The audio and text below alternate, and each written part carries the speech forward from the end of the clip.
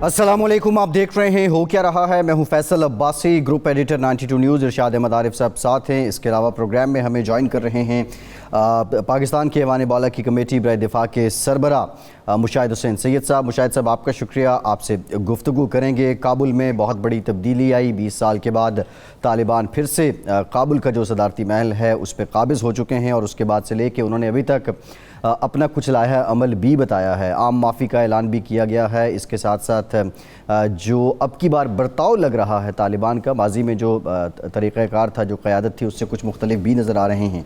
इस पर बात करेंगे वो कौन से अवामिल हैं कि 20 साल की जंग के बावजूद अमरीका को यहाँ पे पसपाई हुई है।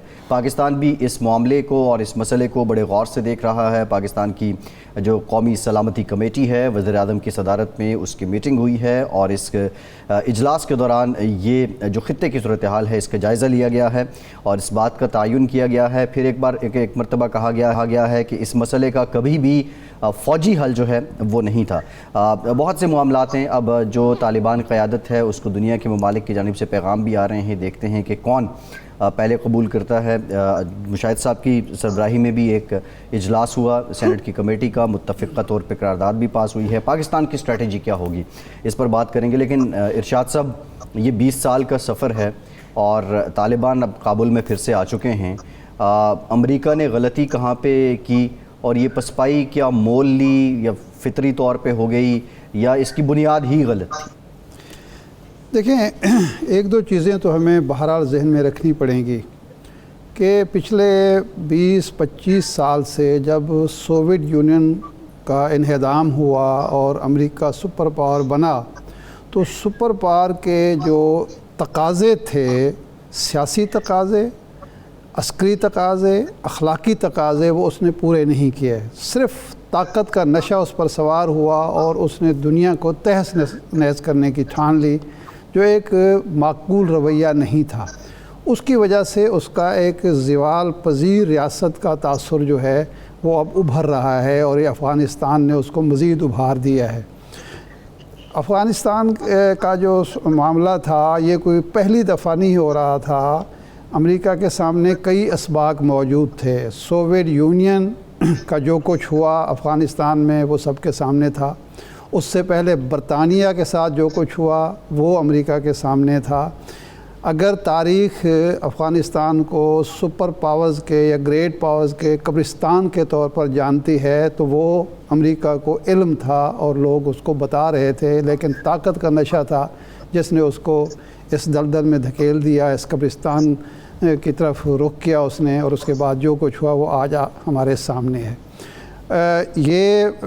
यानी इस हद तक ज़वाल की इससे बड़ी निशानी क्या हो सकती है कि 2 दिन पहले तक, 3 दिन पहले तक अमेरिका की CIA, अमेरिका के थिंक टैंक, अमेरिका के दानिश्वर और तज्ज़िया कार, अमेरिका के सदर ये अंदाज़ा नहीं लगा सके कि तालिबान काबुल में इतनी जल्दी दाखिल 90 दिन का टाइम दे रहे थे। कोई 90 दिन का टाइम दे रहा था, कोई 1 साल का। 1 महीना पहले बाइडन साहब ने तो ये कहा कि जनाब वाला वो जो 3 लाख फ़ौज हमने तैयार की है वो बड़े तवील अरसे तक अपने मुल्क का दिफा करेगी और मैं वियतनाम वाली, सैगोन वाली कैफियत बिल्कुल नहीं देखता।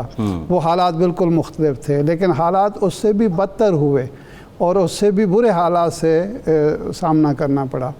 तो इस मामले में जो है, और हमारा जो हमसाया भारत है जिसको बहुत एक ज़ोम है कि जी खित्ते की सुपर पावर बनने की मैं अहलियत रखता हूँ, उसकी जो नाकामी हुई, जिस तरीके से उसने जो अंदाज़े लगाए, जिस तरीके से अशरफ गनी को आगे लगा के पाकिस्तान के ख़िलाफ़ इस्तेमाल करने की कोशिश की, वो भी रुसवा हुआ है, सबके सामने है। लेकिन अब तालिबान का दुरुस्त और बड़ा इम्तिहान जो है अब शुरू हुआ है, क्योंकि इसमें कोई शक नहीं कि उन्होंने इतनी बड़ी कामयाबी तन्हा, यानी उनके साथ खुलकर तो कोई भी नहीं था।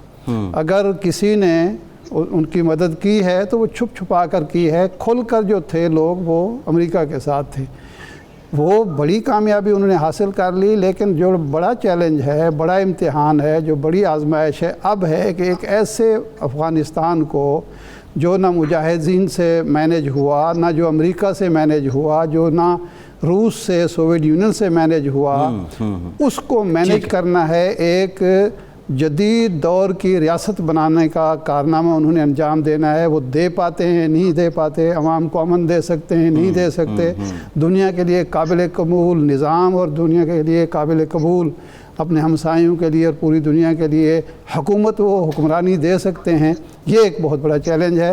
लेकिन मुशाहिद हुसैन साहब हमारे साथ मौजूद हैं, हम उनसे मालूम करेंगे कि ये जो नाकामी है अमेरिका की और कामयाबी है तालिबान की, बुनियादी अवामिल क्या समझते हैं आप?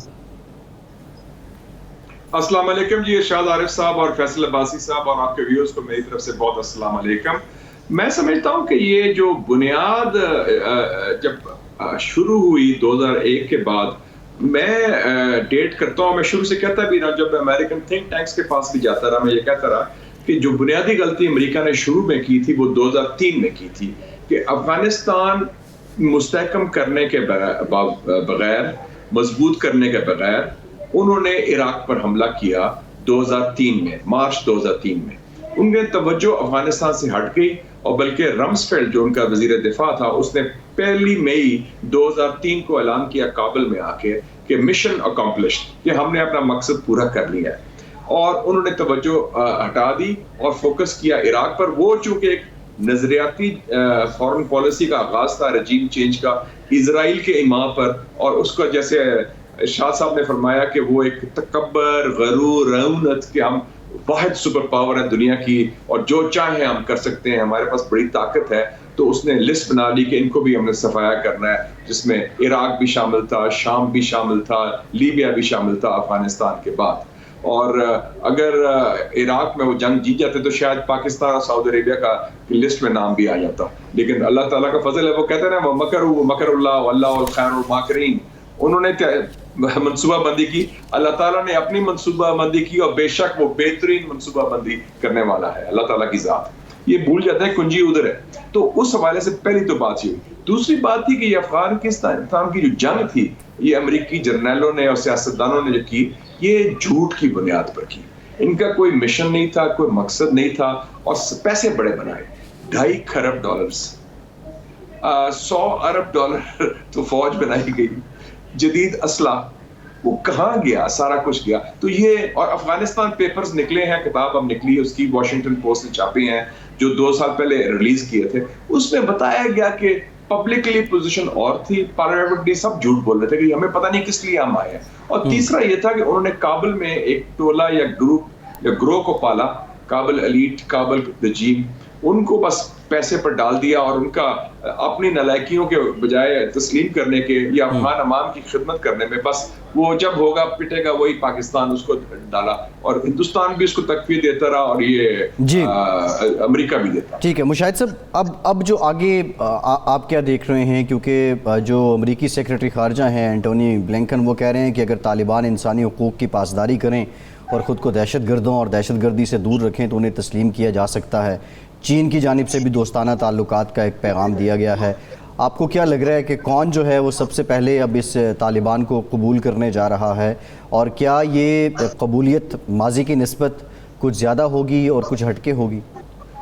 देखिए जी, माजी में तो सिर्फ 3 ममालिक थे जो रिकग्नाइज करते थे, पाकिस्तान, सऊदी अरेबिया, यूएई, और वो तन्हा थे उस वक्त। अब हालात तब्दील हो चुके हैं, अफगानिस्तान भी तब्दील हुआ है, पाकिस्तान की पॉलिसी में भी तब्दीली आई है और इलाकाई हकायक भी तब्दील हुए।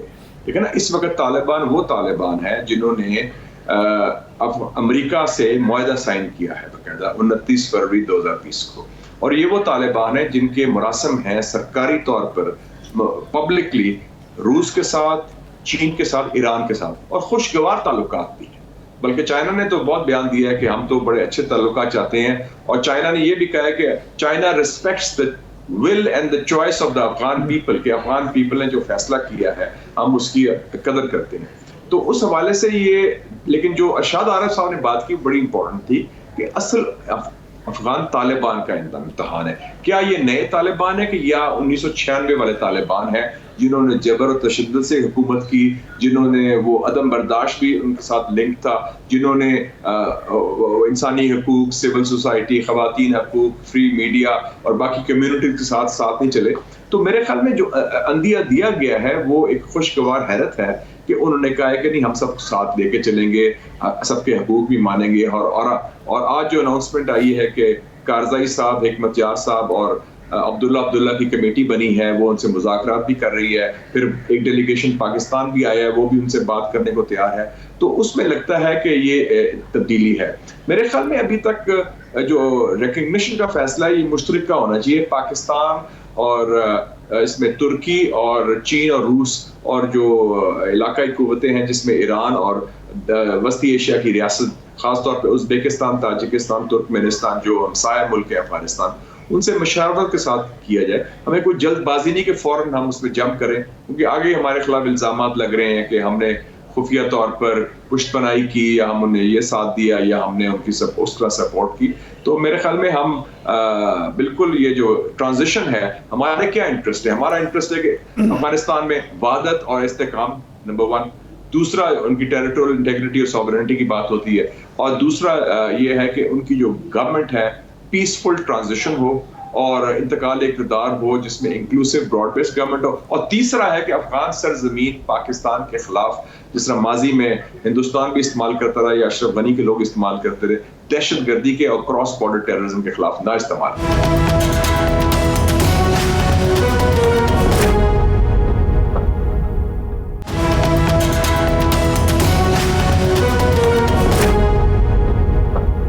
مشاہد صاحب یہ فرمائیں کہ پاکستان, چین, روس, ایران مل کے اگر فیصلہ کرتے ہیں اور اس میں ترکی بھی شامل ہو جائے اگر, تو کیا یہ ہوسٹائل یورپ اور امریکہ کو یہ بات جو ہے وہ نہیں کرے گی اس بات پر آمادہ, کیونکہ وہ ملبہ بھی تو کسی پر اپنی شکست کا ڈالنا چاہتا ہے, کیونکہ چین سی پیک کے حوالے سے چین کے ساتھ اس کے جو معاملات ہیں, ایران کے ساتھ جو معاملات ہیں, روس اور پاکستان کے ساتھ معاملات ہیں. کیا ہمیں اس گروپ کو اگر وہ تسلیم کر لے تو یہ یورپ اور امریکہ کے لیے قابل قبول بات ہوگی, یا ان کے لیے ایک جواز ہوگا کہ دیکھیں جی ہم تو پہلے ہی کہتے ہیں کہ طالبان کی مدد کی جا رہی ہے؟ نہیں, میرے خیال جواز نہیں ہوگا اگر ہم اکیلے نہ کریں. جیسے ہم نے اس گروپ کی بات کی, دیکھیں جی مسلم دنیا میں کیا صورتحال ہے. امریکہ کے ہاتھ سے ایران تو نکلا ہوا ہے, افغانستان بھی نکل گیا ہے, اور ترکی بھی نکل گیا ہے, سعودی عربیہ سے بھی کوئی خاص تعلقات نہیں ہے, اور مصر تو بہت دور بیٹھا ہوا ہے. تو اس وقت پاکستان ایک بڑا کلیدی کردار ادا کر رہا ہے. یہ خطہ اہم رہے گا, اور کیونکہ چین ہے, روس ہے, ہندوستان ہے, وسطی ایشیا ہے, ایران ہے, افغانستان اور یہ ویسے بھی عربین سی بھی ہے. تو اس حوالے سے اگر ہم یہ دانشمندی سے یہ فیصلہ کریں, ان کو بھی ہماری ضرورت ہے, ان کی بھی مجبوری ہے, کوئی ایسی بات نہیں. اور وہ امریکہ جو ہے جس طرح ان کا روب اور دبدبا تھا, جو امریکہ سپر پاور تھا, ان کی قوت نہیں رہی. بلکہ میں سمجھتا ہوں کہ یہ باعث بن سکتا ہے اگلا الیکشن امریکہ میں فیصلہ کرنے کے, کہ لوگوں کہیں گے کہ یہ افغانستان میں تو مروا دیا, اور ڈونلڈ ٹرمپ جو ہے وہ بڑا خوش ہوگا آج کہ وہ کہے گا بائیڈن نے یہ مروایا. اور آپ دیکھیں گے پروپیگنڈا بہت بڑھے گا امریکہ میں بائیڈن انتظامیہ کے خلاف, ان کی نالائکی کی وجہ سے یہ ناکامی ہوئی. آج وہ شکر ادا کر رہا ہوگا کہ میں پریزیڈنٹ ہاؤس میں نہیں بیٹھا تھا, وائٹ ہاؤس میں نہیں بیٹھا تھا, ورنہ یہ ملبہ اس کے گلے پڑنا تھا ساتھ. بالکل. اور وہ اگلا صدر کی تیاری کر رہا ہوگا, صدارتی انتخاب کی, میں بتا دوں آپ 2024 میں بنیادی یہ ہوگا افغانستان. آپ دیکھیں لیکن اس وقت مشاہد صاحب بڑے ڈیفرنٹ حالات ہیں جو ہم انٹرنیشنل میڈیا بھی دیکھ رہے ہیں, سوشل میڈیا بھی دیکھ رہے ہیں. وہاں پہ صرف جو بائیڈن پہ کرٹیسزم نہیں ہو رہا, وہ ٹرمپ کو بھی ذمہ دار قرار دے رہے ہیں, اور وہ جتنے پریزیڈنٹ آئے ہیں بش سے آنورڈ, وہ سبھی کو ذمہ دار امریکی عوام جو ہے قرار دے رہے ہیں اور بڑا سخت ریئیکشن دے رہے ہیں. اچھا, آج جو آپ نے ایک ریزولوشن بھی پاس کی ہے, آپ کی جو کمیٹی ہے اس کا اجلاس بھی ہوا ہے دفاع کی, سینٹ کی. اسپیسیفکلی اگر ہم انڈیا کی بات کریں, آپ نے ذکر بھی کیا کہ 87 ٹریننگ کیمپ پاکستان کے خلاف کام کر رہے ہیں, 66 بھارتی ٹریننگ کیمپ جو ہیں وہ افغانستان میں ہیں, جو پراکسی کے طور پہ پاکستان کے خلاف یوز کرتا رہا بھارت افغانستان کو. اب یہ جو تبدیلی آئی ہے کابل میں, اس کے بعد چانسز تو اس کے کم ہو جائیں گے, لیکن اندیشہ کتنا ہے اور اس صورت میں کرنا کیا ہے؟ دیکھیں جی, افغانستان میں یو این رپورٹ جو 26 جولائی کو آئی تھی اس سال, اس نے کہا ہے کہ 12,000 بیرونی دہشت گرد ہیں. ان میں سے آدھے جو ہیں 6,000 وہ ٹی ٹی پی کے ہیں, پاکستان دشمن دہشت گرد ہیں. باقی جو ہے القاعدہ ہے, داعش ہے, کچھ چین کے خلاف ہے, کچھ ازبیکستان کے خلاف ہے, کچھ چیچن وغیرہ دوسرے ملاملو کے ہیں. تو یہ آپ دیکھ لیں کہ بیشتر, اور ہندوستان جو ہے, جو این ڈی ایس تھا ان کا, افغانستان کی سو کالڈ انٹیلیجنس, وہ تو ایک ونگ تھا را کا. وہ جو امراللہ صالح اس کا ہیڈ بھی رہا ہے, دوسرے رہا ہے, یہ تو ہندوستان کے ایما پر یہ سارا کام کر رہے تھے. افغانستان کی سرزمین استعمال ہو رہی تھی اور استعمال ہوتی تھی پاکستان کے خلاف, اور ان کو تو بڑا اچھا موقع ملا تھا, اور پلس افغانستان کے ذریعے وہ کئی کام بھی کرواتے تھے اپنے. تو وہ تو ہندوستان کو تو بہت بڑا نقصان یہ ہوا ہے, دھچکا لگا ہے کہ ان کے ہاتھ سے وہ ایک سرزمین جو ان کے جیب میں تھی, وہ حکومت اور وہ لوگ, وہ نکل گیا ہے. تو وہ تو اور وہ ظاہر ہے کہ اب وہ اور طریقے سے کوشش کریں گے, لیکن یہ تو ان کو دھچکا لگا ہے. لیکن ہم نے بھی کرانا ہے باور, جو نئی حکومت آئے گی جس میں طالبان کا کلیدی کردار ہوگا, کہ جناب آج بھی خبر آئی ہے کہ جو ڈپٹی لیڈر ہے ٹی ٹی پی کا, اس کو رہا کر دیا گیا ہے. تو ہمیں ذرا اس پر فوکس کرنا پڑے گا کہ یہ ہمارے ریڈ لائن ہے, یہ ہمارا کور انٹرسٹ ہے, اور یہ اس قسم کا چیز ہم خود افغانستان کا احترام کرتے ہیں, ان کی سالمیت کا, آزادی کا, ان کی بارڈرز کا.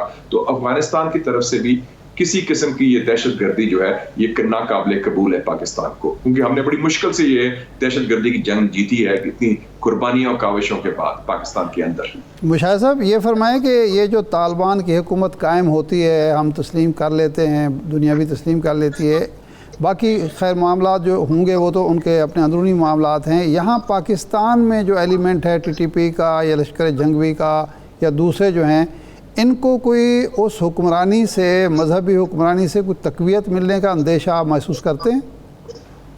دیکھیں جی, ماضی میں تو وہ ایک تعلق تھا, لیکن اب اگر ہم سمجھیں کہ ہم نیا پاکستان کی بات کرتے ہیں تو نئے طالبان کی بات کرتے ہیں, نئی سوچ کی. کم سے کم ابھی تک جو انہوں نے اقدامات بھی کیے ہیں, نئی سوچ کے آغاز کیے. میں دیکھ رہا تھا جو طالبان قیادت گئی ہے یہ 3 دارالخلافہ میں, تہران, ماسکو اور چائنا میں, ٹینجن اور بیجنگ میں, پچھلے مہینے چینوں جگہ انہوں نے گارنٹیز دی ہیں کہ ہم آپ کو بتانا چاہتے ہیں, چین کو بھی, ایران کو بھی, بلکہ ایران کا ایک دہشت گرد گروپ تھا جیسے ہمارا ٹی ٹی پی ہے, ان کے جیش العدل, اس کے لیڈر کو تو ہفتہ پہلے انہوں نے مارا ہے افغانستان کے اندر طالبان نے بھی, تو ایران اس سے بڑا خوش بھی ہوا. تو اور ماسکو میں بھی جا کے انہوں نے کہا کہ وسطی ایشیا کی ریاست کے خلاف ہم کوئی اپنی سرزمین کو استعمال کرنے نہیں دیں گے. تو اگر اس قسم کی گارنٹیز وہ دے رہے ہیں اس خطے میں, تو ظاہر ہے کہ اس خطے میں جو ہمسائے ہیں اس میں پاکستان تو سر فہرست آتا ہے اس میں. تو وہ مجھے لگتا ہے کہ اب وہ کام نہیں کریں گے اور ان کی فوکس ہوگا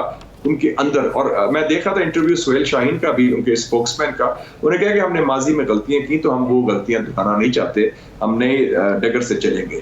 تو لیٹس سی, ہم دیکھتے ہیں کہ کیا نئی صورتحال اور نئی سوچ ان کی آئی ہے. اچھا مشاہد صاحب, یہ تو آپ جانتے ہیں نا کہ امریکہ, یورپ ہے, انسانی حقوق کا ان کا ایک اپنا تصور ہے. بلکہ مجھے یاد ہے آپ کی قیادت میں ہی ہم 99 میں جب چائنا گئے تھے تو نائب وزیر خارجہ نے ملاقات میں یہ کہا تھا کہ انسانی حقوق کا ایک کوڑا ہے جو امریکی تھرڈ ورلڈ کے خلاف بوقت ضرورت استعمال کرتے ہیں.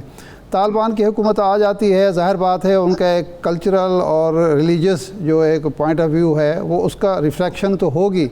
تو اس کے بعد آپ یہ کوئی اندیشہ محسوس کرتے ہیں کہ امریکہ اور یورپ پھر بھی وہاں ریشہ دوانیاں کرے اور وہاں جو مخالف ایلیمنٹ ہیں ان کو پرووک کرے, ایسی کوئی ہے, یا اب سبق سیکھے گا امریکہ اور وہاں ایک پرامن حکومت کو کام کرنے دے گا؟ اس میں دونوں کی بٹ ڈیپینڈ کرتا ہے. ایک تو طالبان کا کیا رویہ ہوتا ہے, جیسے ایون آن ایشو آف ایک حجاب کی بات, ان کا حجاب ضرور پہنے, لیکن حجاب کے مختلف طریقے ہو سکتے ہیں. کوئی برقع پہنے گا, کوئی نقاب پہنے گا, کوئی سر میں سکارف لے گا یا دوپٹہ لے گا, تو وہ بھی حجاب ہے. تو اب دیکھیں نا, وہ ماضی سے فرق ہے. میں ویسے ایک مثال دے رہا ہوں جو انہوں نے ذکر کیا, تو وہ ایک ہتھیار ہے امریکہ استعمال کرتے ہیں اپنے دشمنوں کے خلاف. وہ مودی کو نہیں کہے گا کہ تم نے مسلمان مار رہے ہو, RSS کے لوگ, یا اسرائیل کو نہیں کہے گا تم فلسطینی مار رہے ہو, یہودی انتہا پسندی جو کرتے ہیں. لیکن وہ ہتھیار ہوتا ہے مخالفین کے خلاف, پاکستان کے خلاف, اور ضرور طالبان کے لیے وہ ریزرو میں رکھیں گے, جب ضرورت پڑے وہ کریں, جیسے چین کے خلاف وہ کرتے ہیں. تو وہ تو ان کا شیوا بھی ہے, ان کی سوچ بھی ہے, اور وہ جیو پالیٹکس کو پورا استعمال کرتے ہیں. انسانی حقوق ایک سیاسی ہتھیار کے طور پر ہے, وہ ضرور کریں گے. ٹھیک, بہت شکریہ مشاہد حسین سید صاحب. آپ کے وقت کا ایک بریک کے بعد واپس آئیں گے تو ذکر کریں گے پاکستان نے اب تک افغانستان کے موجودہ حالات کو لے کے جو پالیسی رکھی وہ کتنی تسلی بخش ہے اور مزید آگے کیا کرنا چاہیے. بریک کے بعد بات کرتے ہیں.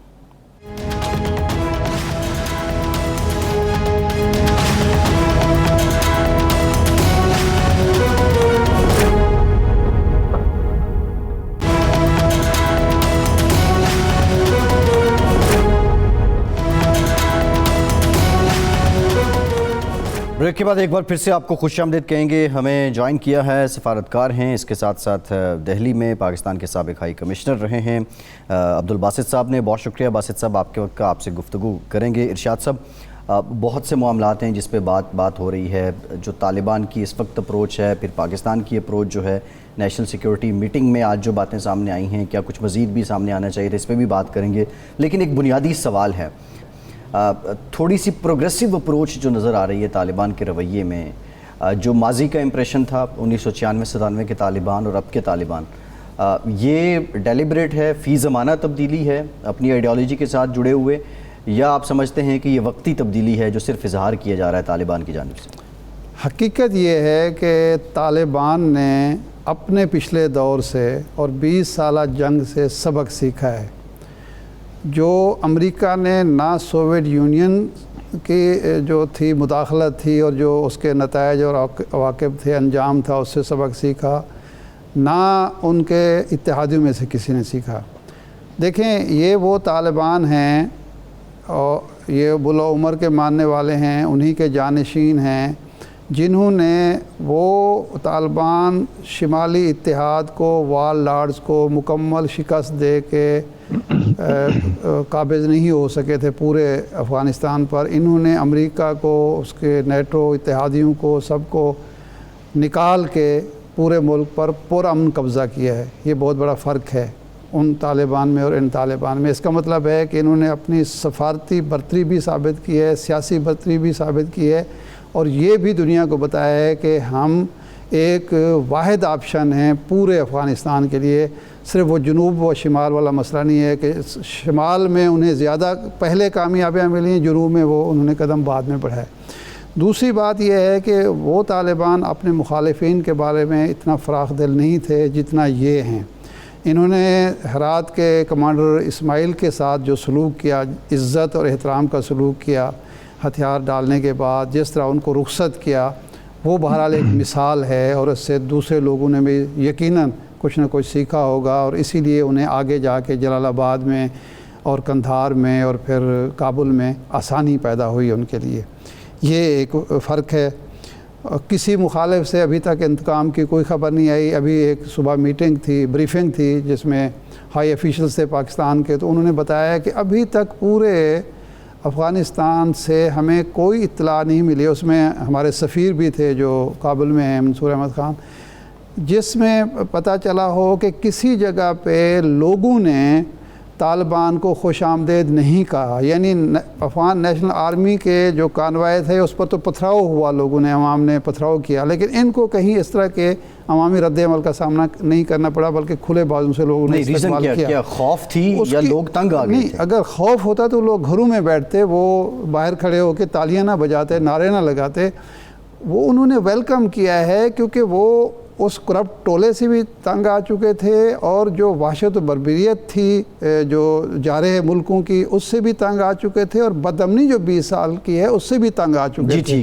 تو اس لیے اگر وہ کھلے بازوں سے لوگ کابل میں, قندھار میں, مزار شریف میں ان کا استقبال کر رہے ہیں اور وہ بھاگ رہے ہیں, یعنی وہ جو مزار شریف کے دفاع کے لیے گئے تھے دوستم, تو وہ ان کو بھاگنا پڑا وہاں سے, بجائے اس کے کہ وہ لوگ ان کا ساتھ دیتے. اگر لوگ ان کے ساتھ کھڑے ہو جاتے تو کیسے ان کو بھاگنا پڑتا.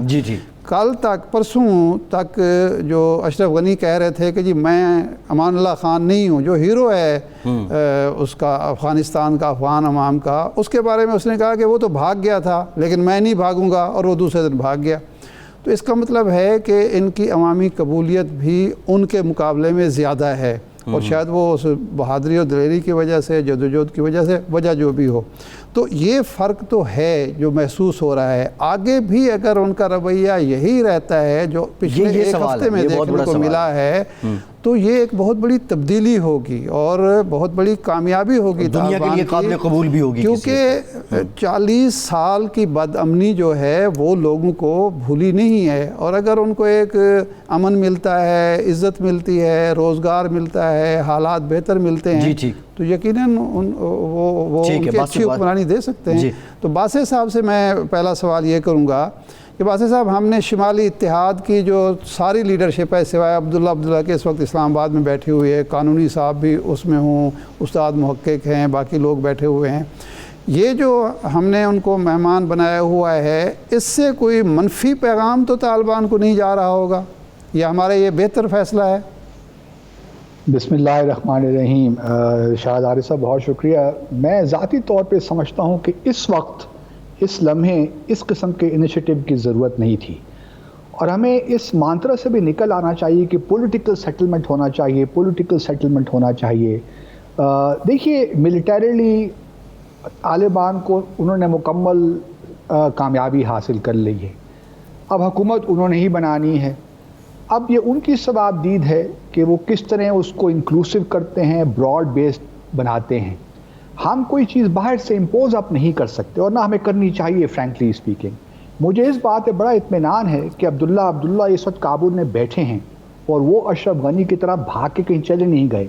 तो मेरा शायद एहसास ये है इस वक्त के तालिबान जब अपना कंट्रोल ज़रा थोड़ा मजबूत कर ले। देखिए, अभी तो 1-2 दिन ही हुए हैं, अभी बहुत चीज़ें हैं जो खुलनी बाकी हैं, कुछ हमें मालूम नहीं है। जो उनके बयानात हैं वो बड़े खुशाइन हैं हर हवाले से, और हम तवक्को रख सकते हैं कि ये तालिबान जिसने आप फरमा रहे थे वो नहीं हैं जो 90s में थे।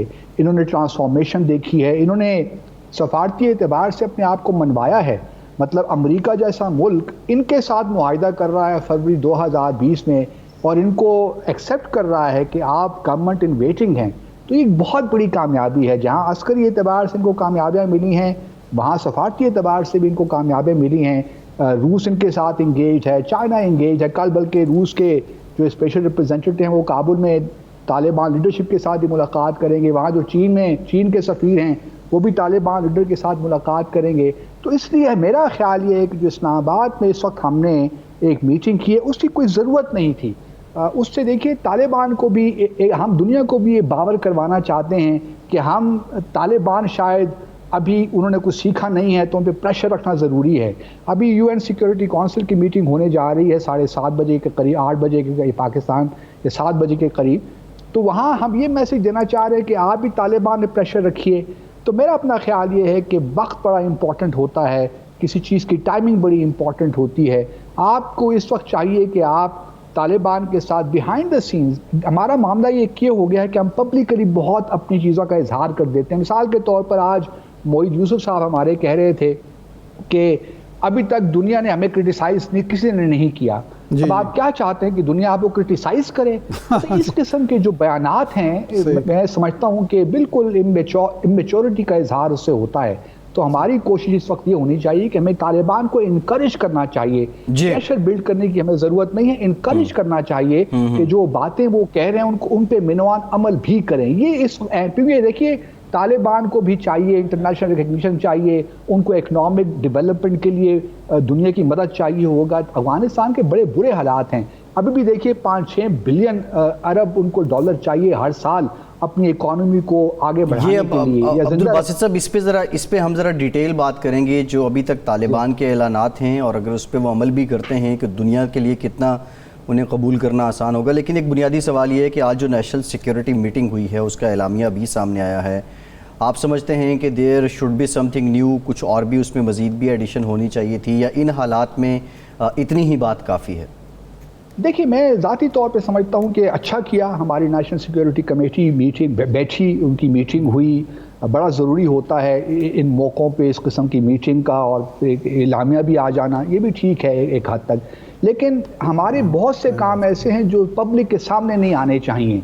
हमारे काम बिहाइंड द सीन्स होने चाहिए, वही हमारी असल ताकत है। हमने देखिए तालिबान के साथ बहुत से मसाइल अभी हमारे भी रहते हैं, हमने भी देखना है कि TTP के साथ क्या होता है, और ख़ास तौर पे बलूचिस्तान लिबरेशन आर्मी जो इस किस्म की ऑर्गेनाइजेशन जिनको अफगानिस्तान में बड़ी स्पेस मिली थी, क्योंकि हमारे भी कुछ खदशात तो हो सकते हैं कि तालिबान की आने की वजह से शायद TTP को ज़्यादा तक़वियत मिले। हमें भी ये चीज़ें डिस्कस करनी है, लेकिन ये हमें पब्लिकली नहीं करना। हमें इसका इजहार जिस तरह आज कमेटी ने किया है कि दहशतगर्दी के लिए, کیونکہ سرزمین جو ہے افغانستان کی وہ دہشت گردی کے لیے اویلیبل نہ ہو. ٹھیک ہے یہ بنیادی ایک ہمارا مطالبہ ہو سکتا ہے, لیکن ہمیں اپنے آپ کو اس طرح پوزیشن کرنا چاہیے کہ ہم طالبان پہ ہم ان کو کوئی تھریٹ نہیں کر رہے, ہم ان کو انکریج کر رہے ہیں. اس وقت انکریج کرنے کی بات ہے. باسط صاحب یہ جو حالیہ 2-3 مہینے گزرے ہیں اس میں پاکستان کو افغانستان میں سپیس ملی ہے, اور بھارت نے جو سپیس لی ہوئی تھی عملاً طالبان نے وہ ختم کر دیے, اور بھارت کا طالبان دشمن رویہ بھی سامنے آ گیا کہ اس کے جہاز اور ہیلی کاپٹر وہاں پکڑے گئے. تو اب ہم اس سپیس کو مزید کیسے بڑھا سکتے ہیں اور کتنا گین کر سکتے ہیں, اور بھارت کا داخلہ بند کرنا ہمارے لیے ممکن ہے جو بہت بڑھ گیا تھا اشرف غنی کے دور میں؟ دیکھیے جہاں تک بھارت کی جو اسپیس اس کو ملتی رہی 15-16 سال میں, وہ تو اب یقینی طور پہ اس کو اویلیبل نہیں ہوگی. لیکن ہمیں اس خوش فہمی میں بھی نہیں رہنا چاہیے کہ طالبان بالکل بھارت کی ہر کاوش کو آنے والے مہینوں اور سالوں میں وہ رد کر دیں گے. گو کہ طالبان نے اس وقت بھارت کے ساتھ انگیج نہیں کیا ہوا, لیکن میرا اپنا احساس یہ ہے کہ طالبان کسی موڑ پہ اگر ہم نے بہت پریشر طالبان پہ بلڈ کیا تو ان کے پاس بھی آپشنز پھر وہ اویلیبل ہوں گے, وہ بھی بھارت کے ساتھ ریچ آؤٹ کریں گے. کیونکہ دیکھیے بھارت کے ساتھ بھی تعلقات ان کی شاید ضرورت بن جائے آنے والے مہینوں میں. اگر انٹرنیشنل آج دیکھتے ہیں کہ UN سیکیورٹی کونسل کیا اپنے آؤٹ کم ڈاکومنٹ کیا نکلتا ہے, اس سے ہمیں تھوڑا سا اندازہ ہو جائے گا کہ بھارت کیسا کھیلنا چاہتا ہے, امریکہ کیسے کھیلنا چاہ رہا ہے, رشیا اور چائنا کی پوزیشن کل ہمارے پاس واضح ہو جائے گی. لیکن اگر پاکستان نے بہت زیادہ اپنے آپ کو دور رکھنے کی کوشش کی طالبان سے اور صحیح موقف نہیں اپنایا, ان پہ پریشر, یہ بڑا امپورٹنٹ پوائنٹ ہے عبدالباسط صاحب, اس پہ بھی بات کریں گے. اور بریک کے بعد آپ سے یہ بھی جانیں گے کہ UN سیکیورٹی کونسل کی میٹنگ کو آج بھارت جو ہے وہ پریزائڈ کر رہا ہے, حالات میں اس کا صدارت کرنا کتنی اہمیت کا حامل ہے. بریک کے بعد بات کرتے ہیں, ہمارے ساتھ رہیے.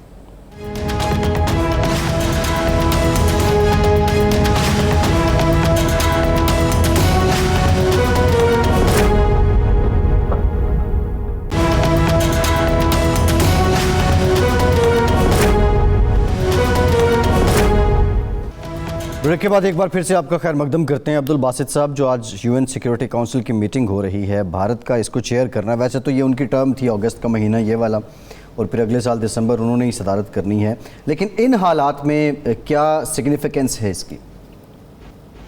دیکھیے پہلے تو وہ 4 اگست کو ایک اسٹیٹمنٹ بھی ایشو کر چکے ہیں, پھر اس کے بعد ایک اور میٹنگ ہوئی افغانستان کے کہنے پہ ہم جانتے ہیں, اور آج یہ ایک اور میٹنگ ہونے جا رہی ہے.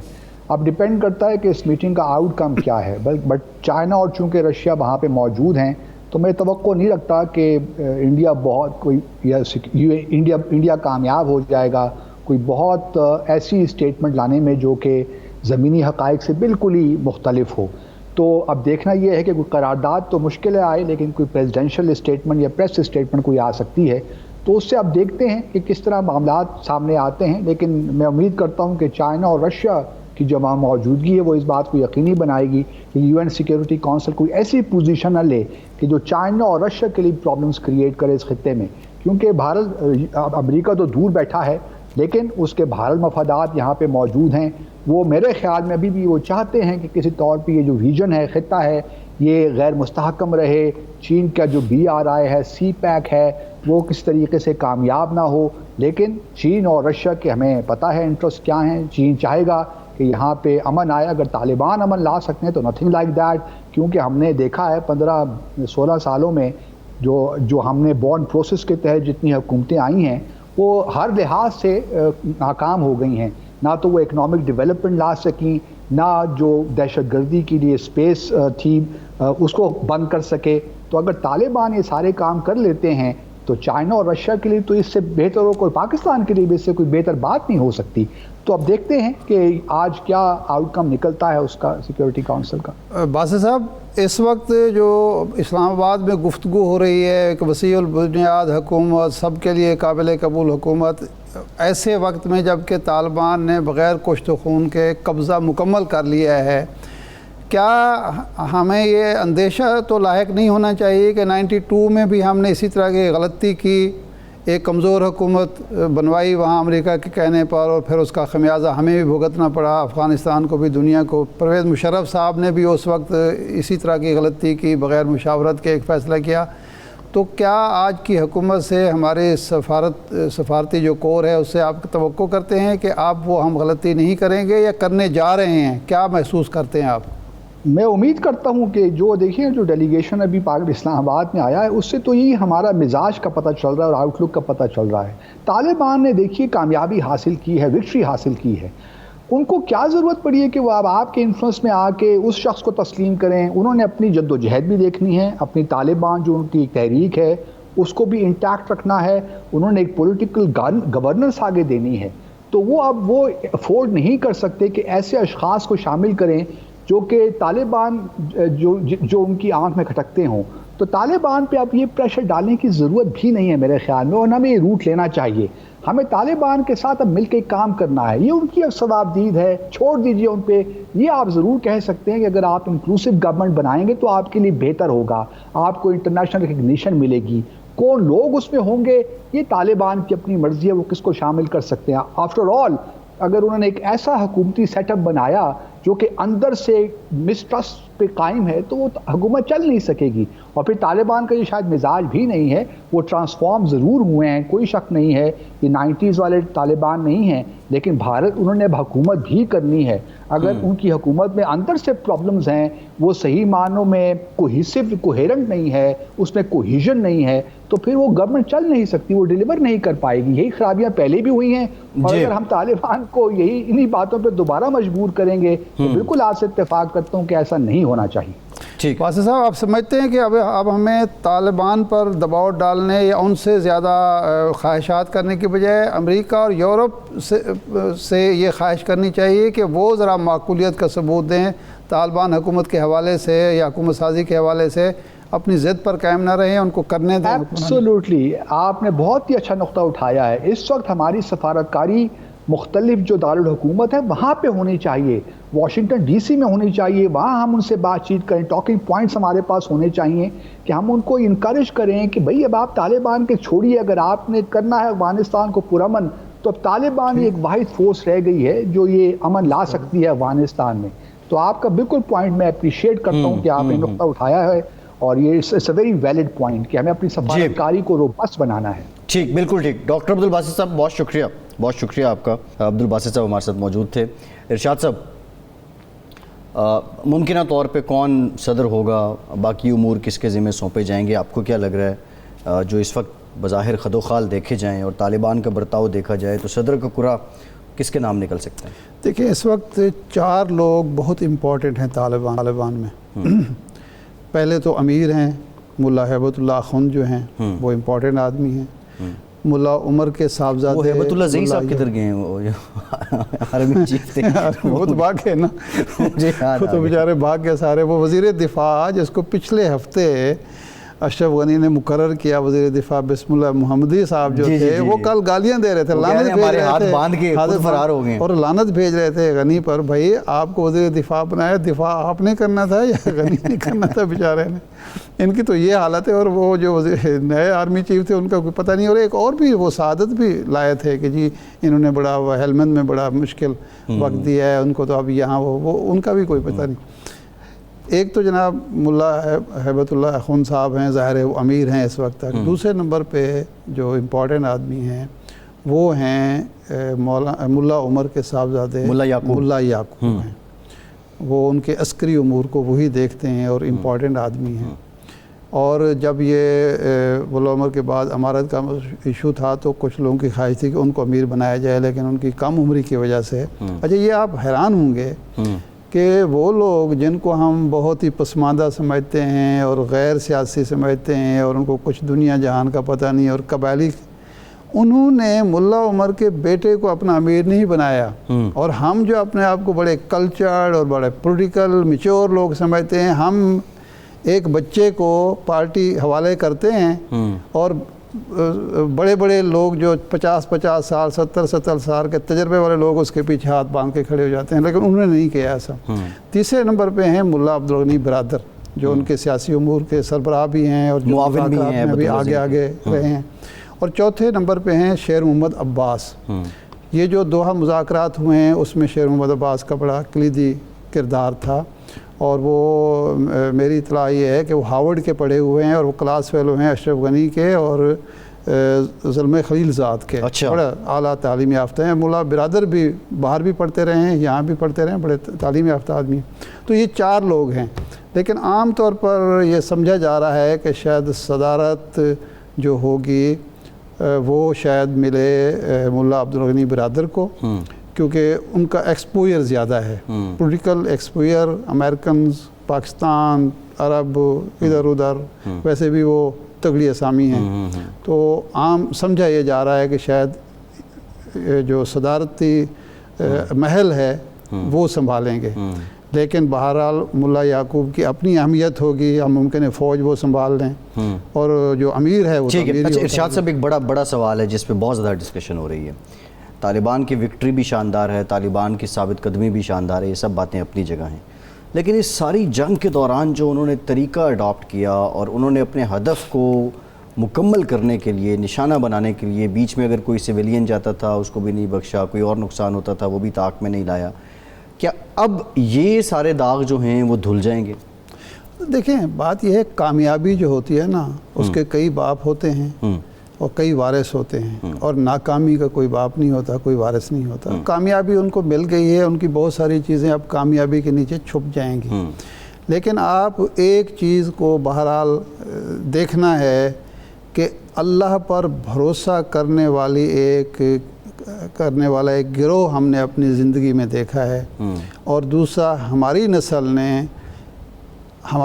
ने 2 सुपर पावर्स को शिकस्त खाते हुए, पसपा होते हुए, निकलते हुए देखा है, बेसरो सामान लोगों से, बिल्कुल ठीक।